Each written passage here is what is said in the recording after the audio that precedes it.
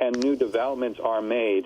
However, these tend not to be implemented. So there are new technologies available that are been developed, some of them with government money, but the industry has not done what they needed to do, which is continuously upgrade their boom systems, their monitoring systems to the latest technology, so that when an accident like this occurs, they have the latest technology.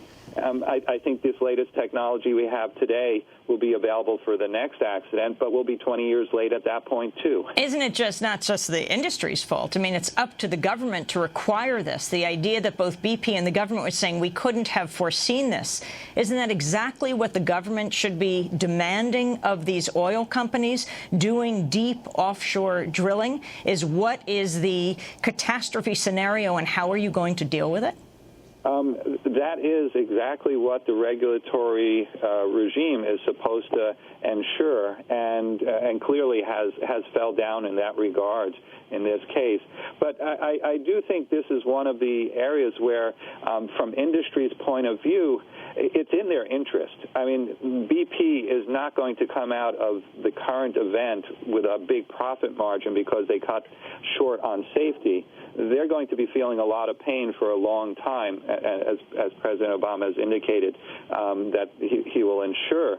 And I think that particular bottom line pain that they're feeling is also a good wake-up call and incentive for safety to be brought to the forefront on industry, and to have the support of government and activists and so on. Dr. Leifer, we have to break. Before we do, though, explain your position in monitoring the oil flow and your key role in this oil spill, in the monitoring of it. So right now, I would have to say, well, first off, we're not monitoring anything. BP is providing video that they are collecting, and currently they seem to be quite forthcoming. Previously, they were selecting the video for us to analyze, which meant that one could say BP was handing us what they want us to monitor. However, from the point of view, what there really should be at these kind of CIS sites is some acoustic methods, whether it's sonar or passive listening devices or other approaches that continuously are monitoring and waiting for something to happen, and then would provide a non-stop, steady data stream, so we could actually learn from what happens. If I have time just to say really quickly, these things, they're not steady state. They belch. They have large eruptions. The blowout is kind of an example. You have to continuously monitor it to see what happens when you're not watching.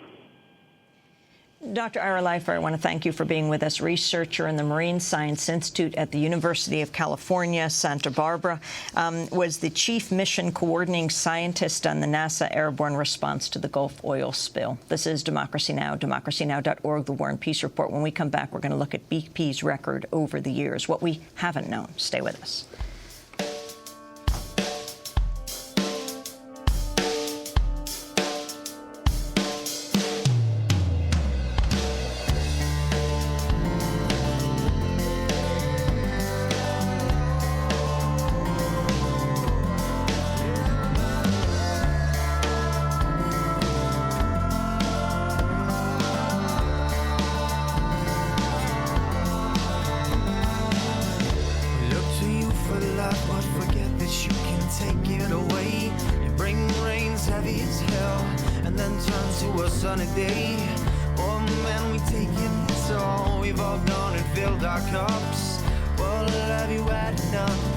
Are you ready to shake us off?